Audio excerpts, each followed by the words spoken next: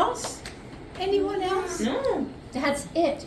Well, our wonderful conductor said, children, you may get back in the train now. Yes, I mean, you may get back. So they got into the train and there they went. She said, buckle your seatbelts. Buckle your seatbelts.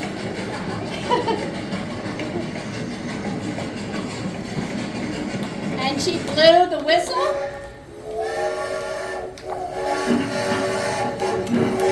And they went up the mountain. Let's see, going up the mountain.